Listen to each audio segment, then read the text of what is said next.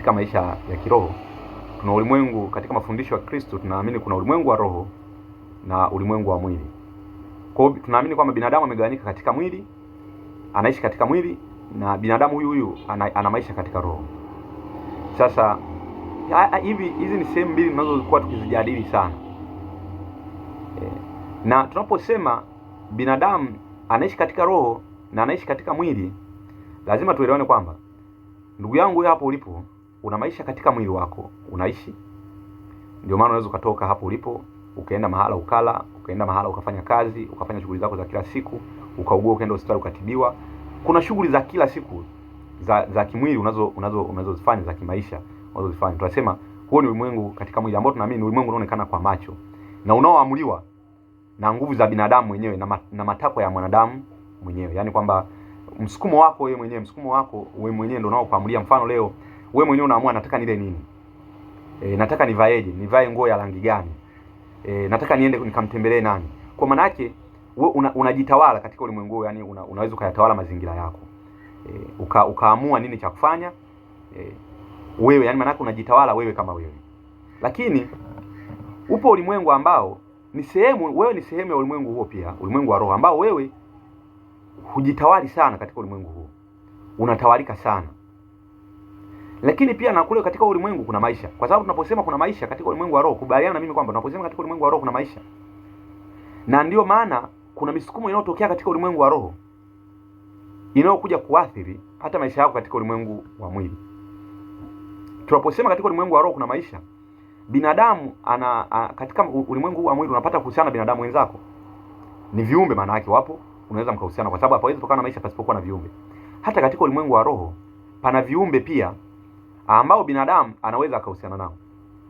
Na ndio maana tunapozungumza kuhusu ulimwengu wa roho, tunazungumza juu ya habari ya mizimu, tunazungumza juu ya habari ya mapepo, tunazungumza juu ya habari ya majini, tunazungumza juu ya habari ya viumbe mbalimbali, tunazungumza juu ya habari ya malaika na vitu vingine kama hivyo, ambavyo sisi kwa macho yetu hatuwezi kuviona, lakini vina ulimwengu, vinaishi na tunahusiana navyo. Endelea tu kunisikiza kwa makini.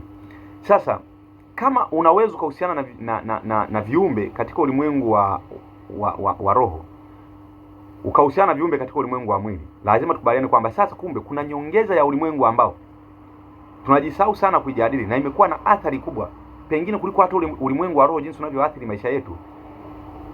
Basi kuna ulimwengu ambao upo sasa unaoweza kuathiri maisha yetu kwa kiwango kikubwa sana kuliko unavyofikiria. Mimi napenda kuita ulimwengu wa teknolojia. Huu wenyewe ni ulimwengu ambao Mkristo unapomwandaa, kwa mfano sisi tunamwandaa Mkristo, bwana sali sana, omba sana, fanya nini kabla ya kulala, tunamwandaa kukabiliana au kupambana na ulimwengu usioonekana kwa macho, ambao ni ulimwengu wa roho, aweze kushinda misukumo inayotokana na ulimwengu huo ambayo ni mibaya, inaweza kaathiri maisha yake katika uelekeo hasi.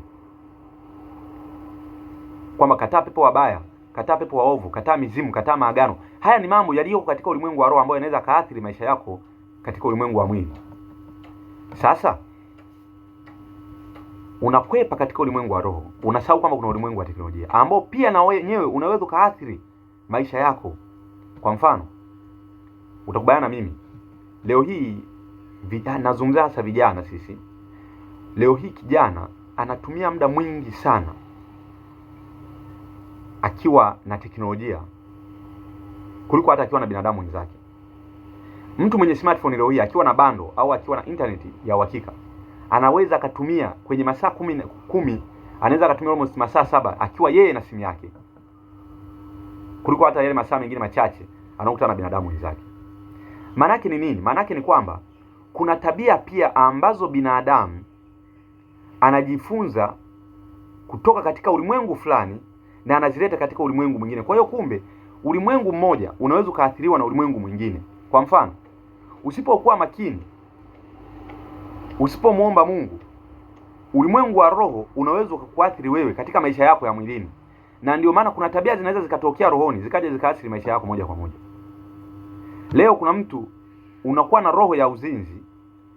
Roho ya uzinzi huwezi ukaiona kwa macho, inakutengenezea misukumo ambayo madhara yake na athari zake zinatokea katika ulimwengu wa mwili. Kuna mtu leo labda kapoteza maisha kwa sababu ya uzinzi, kafumaniwa baba na mke wa mtu. Kuna mtu labda leo kaaibika kwa sababu ya uzinzi.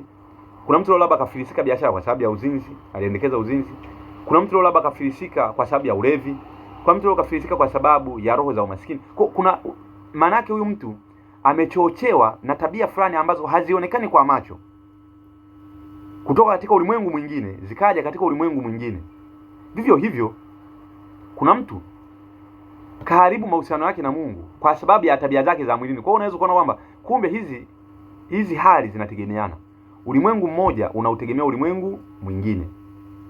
Vivyo hivyo, kuna mtu leo, kijana leo anafanya masturbation na ni mtaalamu kweli kweli wa masturbation, hataki hata kusikia habari ya kuoa. Na ana muda wake kabisa, mnaweza mkakaa mnaongea mnafanya nini, akawakimbia akawatoroka akaenda kujificha akafanya masturbation. Ameijua kupitia nini? Ameijua kupitia teknolojia. Kajifunza mtandaoni, katembea TikTok, katembea Instagram, katembea wapi, kaona wanawake wameacha maumbile yao, kafanya nini? Amechochewa mwili mpaka kajikuta ameweza kujifunza kwa tamaa ya kufanya mambo hayo. Kwa kajifunza kutoka katika ulimwengu gani? Kajifunza katika ulimwengu wa teknolojia. Leo tabia hiyo imekuja imemwasili katika maisha yake ya kila siku. Amekuwa ni mtu wa kujichua. Tayari uhusiano wake na Mungu umeharibika. Sasa lengo langu ni nini? Kwa nini kwa nazungumza na tengeneza connection? Na lengo langu nazungumza kwamba kumbe lazima binadamu ujifunze kujitawala. Na tunaposema binadamu lazima ujifunze kujitawala, tunaposema kujitawala maana yake tunasema lazima ujifunze kuwa na mipaka na kiasi. Kwa jambo lolote ukilifanya pasipokuwa na kiasi na pasipokuwa na mipaka, ni lazima itaharibu mahusiano yako na Mungu. Kwa lazima utatenda dhambi tu. Usipokuwa na mipaka na mitandao ya kijamii, kujua nini cha kusikiliza, nini cha kufuata, wakati gani na katika mazingira gani, naomba nikuhakikishie hata wewe unasali kila siku utaangukia tu katika dhambi. Kwa sababu akili ya mwanadamu inaishi kulishwa. Chakula cha akili kinatokana na macho, kinatokana na kusikia, kinatokana na milango hii ya fahamu. Kwa kila siku akili yako itakuwa inalishwa ngono. Kila siku inalishwa ngono. Ukiingia kwenye mitandao ya kijamii unakutana na watu wanaitwa makungwi, wanaitwa nini, wanafundisha ngono, mafundisho ya ngono, mafundisho ya uasherati, uzinzi. Hata kama utakuwa na nguvu kiasi gani, mwisho wa siku akili yako itashiba hicho kitu na itatamani ukisikia.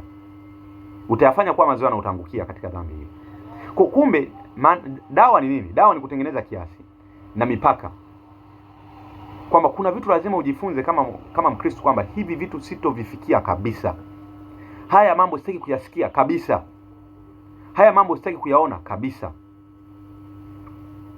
Naomba nikuhakikishie ukiingia katika mitandao ya kijamii pasipo kujiwekea mipaka, lazima utauumiza Ukristo wako. Lazima utaumiza roho yako, utaiumiza tu. Kwa hiyo lazima tukubaliane kwamba maisha yetu yanahitaji kujitawala. Na kujitawala sio tu kukesha unasali, sio tu kukesha unaenda kanisani, sio kuonekana wewe ni wa kanisani kila siku. No. Kujitawala lazima ujue kuwa na mipaka katika kila unachokifanya na kujua kuwa na kiasi. Na mtu anayekosa kiasi na anayekosa mipaka, huyu anakosa ustaarabu wa kimungu. Kwa sababu ustaarabu wa kimungu maana yake ni kuwa na kiasi na ni kuwa na mipaka. Na hivyo ndivyo jinsi Mungu ametuumba.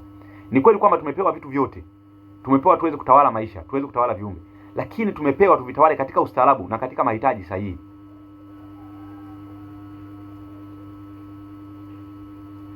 Sio kwa sababu tumepewa kutawala na kujitawala sasa unatakiwa kukosa mipaka. Na ndio maana pamoja na Mungu kwamba alimweka mwanadamu katika bustani ya Eden, tunasema akampa kitu, tunasema tunakita kama kwa falsafa tunasema ni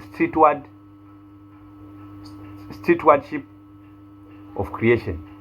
Yaani kwamba unapewa kama uwakili wa kuweza kutawala viumbe, kuviendeleza na kuvitunza. Kwa hiyo kumbe katika maisha sisi binadamu tumeletwa kwa ajili ya kuendeleza vitu na kuvitunza, sio kuviharibu. Kwa sababu hii nguvu tumepewa kujitawala, pamoja na kwamba Mungu alimpa mwanadamu nguvu ya kuviendeleza na kuvitunza, lakini bado alimwambia Adamu kuna kitu fulani usikifanye. Akamtengenezea mipaka, akamtengenezea kiasi. Kwa hata wewe katika maisha yako ya kila siku, ndugu yangu, lazima uwe na kiasi, lazima uwe na mipaka. ujue pa kuanzia na ujue pa kuishia, ujue cha kufanya na ujue cha kutokufanya. Unapoenda kwenye huu ulimwengu labda wa roho, unapoenda katika ulimwengu wa mwili, unapokuwa katika ulimwengu huu wa teknolojia ambao jicho lake ni hizi smartphone, vishikwambi na vitu vingine mbalimbali, ni lazima utengeneze mipaka katika ulimwengu huo, kama ambavyo Wakristo katika ulimwengu wa mwili tumetengeneza mipaka. Yapo mambo mengi hata katika ulimwengu wa mwili, lakini kuna mtu umetengeneza mipaka kwamba mimi kuna eneo fulani siwezi kwenda kama Mkristo, siwezi kwenda bar, siwezi kwenda dangulo, siwezi kwenda mahali fulani papo, lakini umeweka mipaka, umetengeneza kiasi kwamba mimi nitaenda hapa mpaka hapa, lakini hapa dangulo sitofika, sio ulimwengu wangu, sio maeneo yangu. Hivyo hivyo hata katika ulimwengu wa teknolojia lazima utengeneze mipaka kwamba mimi nitaingia online, lakini page fulani sitoweza kuingia, vitu fulani sitohitaji kuviona. Kwa kufanya hivyo unajitengenezea kiasi na unajilinda dhidi ya muovu, kwa sababu muovu huchochea watu wasiokuwa na mipaka, watu wenye tamaa. Muovu ndo huwachochea zaidi na huwaangusha katika dhambi kirahisi. Asanteni sana.